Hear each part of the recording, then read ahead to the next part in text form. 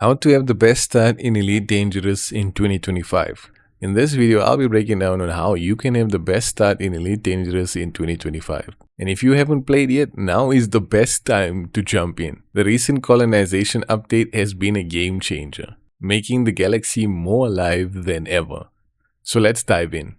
So here's how to get started in Elite Dangerous. When you first launch the game, you'll be in the main menu. Starting fresh can be overwhelming. Elite Dangerous is massive and has a bit of a learning curve. But don't worry, I've got you covered. A quick tip though, if you have the Odyssey expansion, your earnings and opportunities will skyrocket, so I highly recommend you get in. Once you jump into the game with the Odyssey expansion, it will throw you into a tutorial. Planetary basics, like entering a building. Some buildings require power to enter. If the door is offline, you use your energy link tool to transfer power from your suit. You can equip this by pressing left on the D-pad. To activate your flashlight, you will need to hold the LB and select it with the right analog stick. Some terminals will also need power before they can be used. In order to restore power to the base, you will need a power cell that's usually found in a nearby vehicle. To grab it, equip your cutting tool by pressing up on the D-pad and cut through the metal plates. You'll find plenty of loot hidden this way around the bases. You also get a profile analyzer. This lets you scan bodies and copy their security clearance. But heads up, this is illegal, so don't get caught doing it. Now, certain panels, even after transferring power, might not work.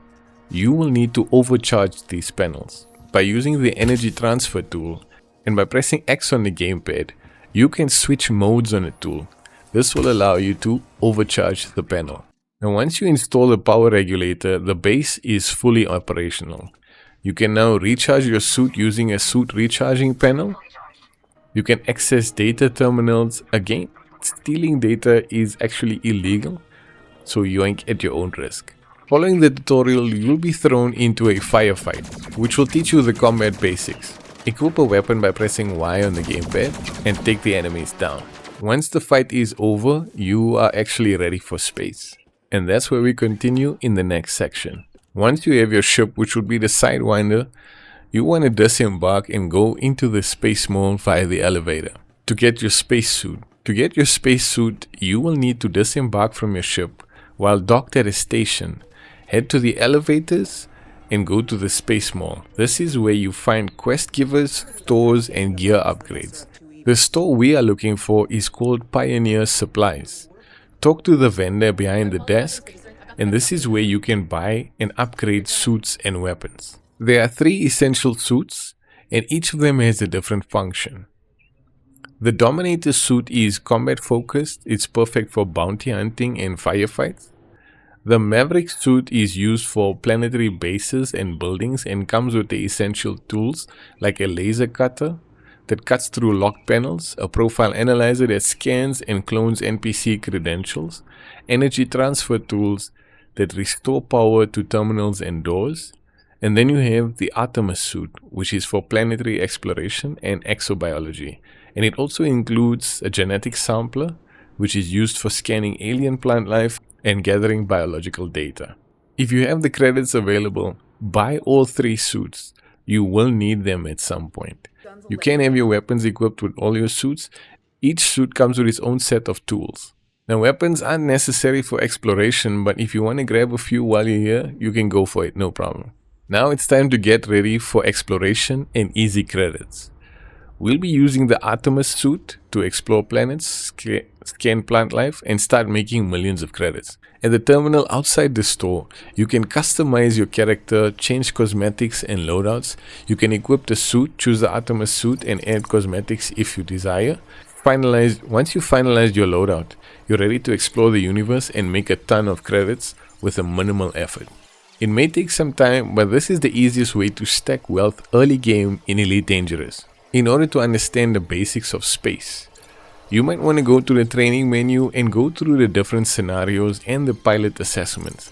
I highly recommend doing this to master the basics of spaceflight. Now, when jumping into the main game, you have 3 options. Solo play, where you're alone with no other players. Private groups, where you can play with friends. Or open play, the MMO side of Elite Dangerous. Now, even though other players can kill you in open play, I've never actually run into one, so don't stress about that happening to you. Now, after your pilot's assessment, you will receive your first ship, the Sidewinder. And once you're comfortable with the controls, it's time to take the next step.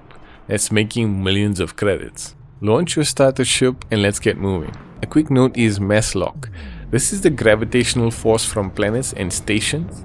And once clear, you can engage your frameshift drive for faster than light travel. For the navigation menu, hold X on your gamepad and press left on the gamepad, or even look left with a free look. In the navigation menu, we'll be looking for a resource site, whether it be low, high, or hazardous. Lock onto this resource site, and this is where we're going to be making our first million. Now, to align your ship with your target destination, you will use the small white dot next to your radar.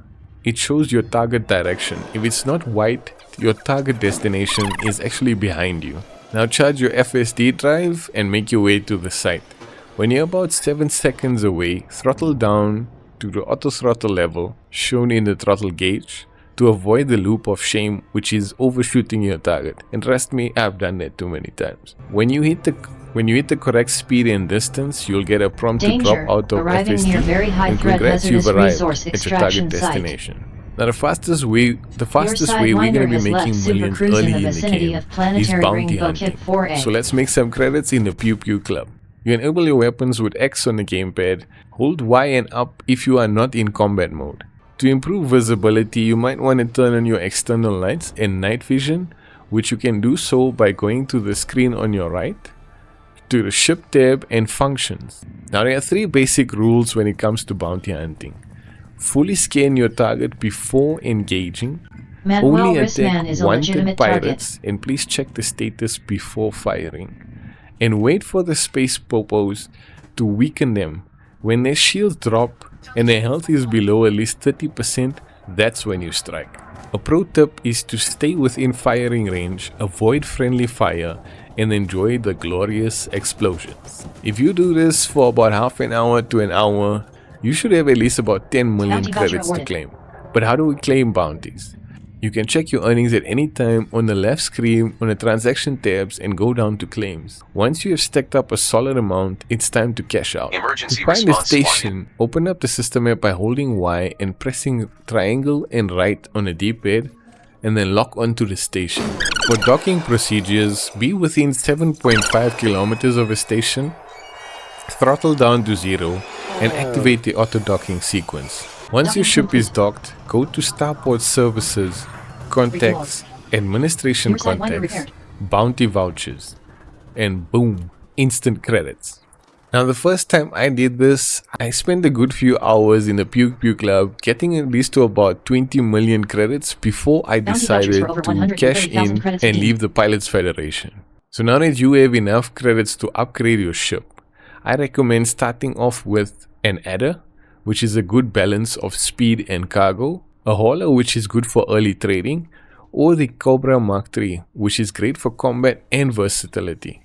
And with that, you have the best start in Elite Dangerous in 2025. If you're thinking, Stotimon, that's not much, drop a like, subscribe, and stick around, because in the next episode, we'll outfit your ship and explore the stars while making tens to hundreds of millions of credits.